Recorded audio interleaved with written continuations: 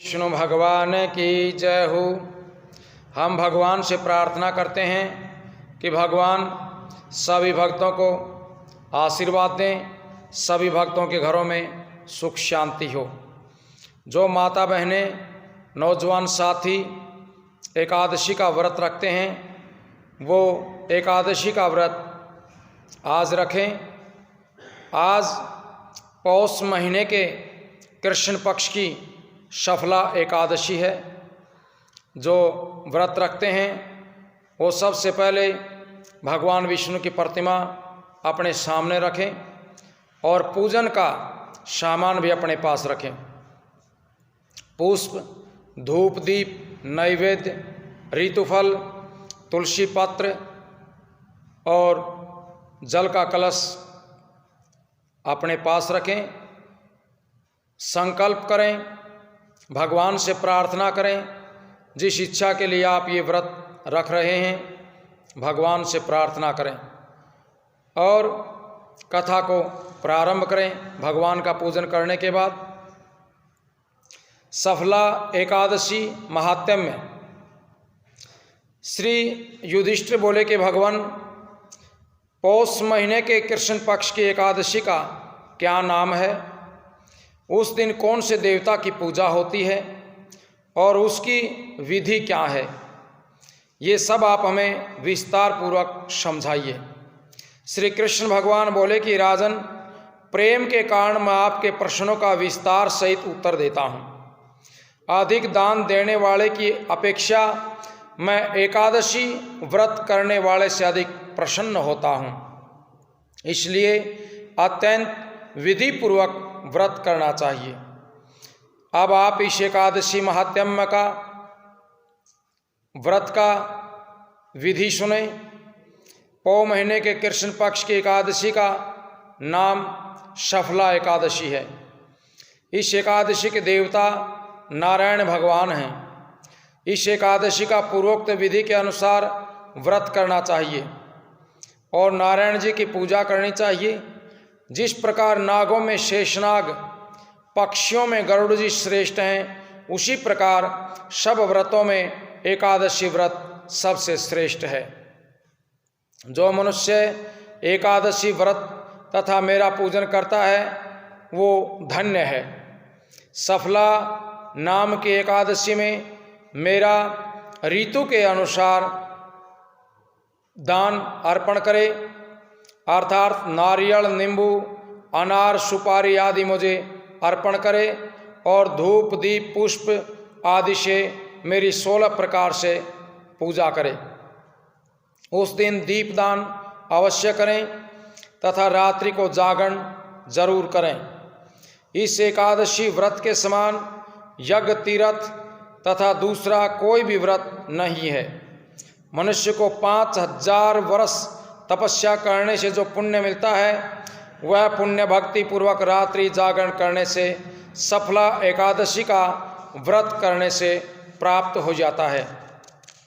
हे राजन, अब आप सफला एकादशी की कथा ध्यानपूर्वक सुनिए। चंपा पावनी नगरी,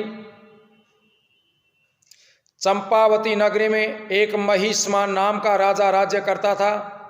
वह उस राजा के 4 पुत्र थे। उन पुत्रों में सबसे बड़ा लुम्पक नाम का पुत्र महापापी था। वह सदैव पर स्त्री गमन में तथा वैश्याओं के यहाँ अपने पिता का धन नष्ट किया करता था।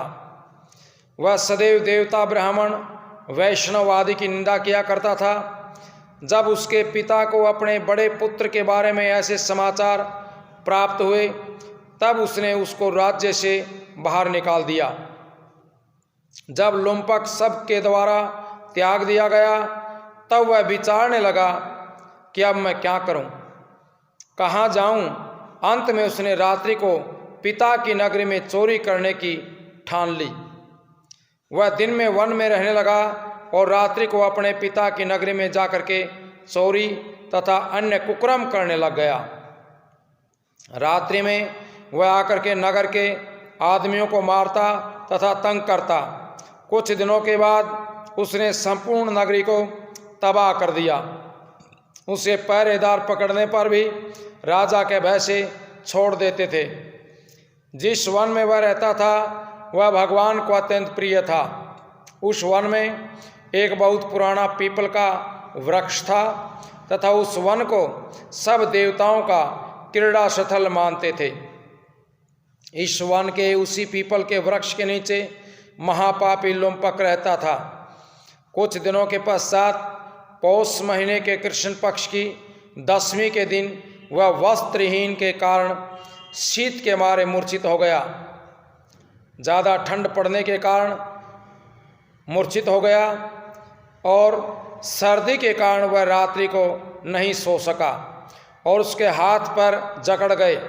उस दिन वह रात्रि बड़ी कठिनता से बीती, परंतु सूर्य नारायण के उदय होने पर उसकी मूर्छा नहीं गई। सफला एकादशी के मध्याह्न तक वह दुराचारी मूर्छित ही पड़ा रहा। जब सूर्य की गर्मी से उसे कुछ गर्मी मिली तब उसे होश आया और अपने स्थान से उठ करके गिरते पड़ते वन में भोजन की खोज में चल पड़ा। उस दिन वह जीवों को मारने में असमर्थ था, इसलिए जमीन पर गिरे हुए फलों को लेकर के पीपल के वृक्ष के नीचे आया। तब तक सूर्य भगवान अस्ताचल की ओर प्रस्थान कर गए। उसने उन फलों को पीपल के जड़ के पास रख दिया और भगवान से प्रार्थना की कि हे भगवान, इन फलों से आप ही तृप्त हों। ऐसा कह करके वह रोने लग गया और रात्रि को से नींद नहीं आई। उस महापापी के इस व्रत तथा रात्रि जागरण से भगवान बड़े प्रसन्न हुए और उसके समस्त पाप नष्ट हो गए। प्रातःकाल होते ही एक दिव्य घोड़ा अनेकों सुंदर वस्तुओं से सजा हुआ आया और उसके सामने खड़ा हो गया। इसी समय आकाशवाणी हुई कि हे राजपुत्र, भगवान नारायण के प्रभाव से तेरे समस्त पाप नष्ट हो गए हैं। अब तू अपने पिता के पास जाकर के राज्य प्राप्त कर। लोमपक ने जब ऐसी आकाशवाणी सुनी तो वह अत्यंत प्रसन्न हुआ और कहा कि हे भगवान, आपकी जय हो। ऐसा कहते हुए वह अच्छे सुंदर वस्त्र धारण करके अपने पिता के पास गया। उसने संपूर्ण कथा कह सुनाई और पिता ने उसको अपना राज्य भार सौंप करके वन का रास्ता लिया। अब लोमपक शास्त्र के अनुसार राज्य करने लग गया। उसकी स्त्री पुत्र आदि भी नारायण के परम भक्त बन गए। वृद्धावस्था आने पर वह अपने बेटे को गद्दी दे करके भगवान का भजन करने के लिए वन में चला गया और अंत में विष्णु लोक को गया। भक्ति पूर्वक जो मनुष्य सफला एकादशी का व्रत करते हैं उनको अंत में मुक्ति मिलती है। जो मनुष्य भक्ति पूर्वक सफला एकादशी का व्रत नहीं करते हैं वे पूंछ और सींग से रहित पशु के समान बताए गए हैं। सफला एकादशी के महात्म्य के पढ़ने व सुनने से अश्वमेघ यज्ञ का फल प्राप्त होता है। बोले श्री विष्णु भगवान की जय हो। कथा सुनने के बाद कथा का रस भजन आदि करें, जो कि अपने इस चैनल पर आपको ये भजन मिल जाएगा।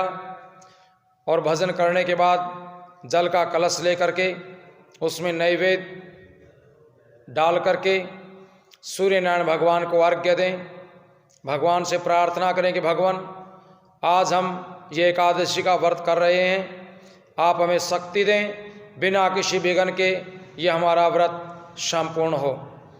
इसी तरह से द्वादशी के दिन सुबह स्नान आदि से निवृत्त होकर के सूर्य नारायण भगवान को अर्घ्य अर्पण करें और भगवान से प्रार्थना करें कि भगवान, ये एकादशी के व्रत का फल हम आपको अर्पण करते हैं, आप इसे स्वीकार करें और हमारे कार्य को सफल बनाएं। बोले श्री विष्णु भगवान की जय हो।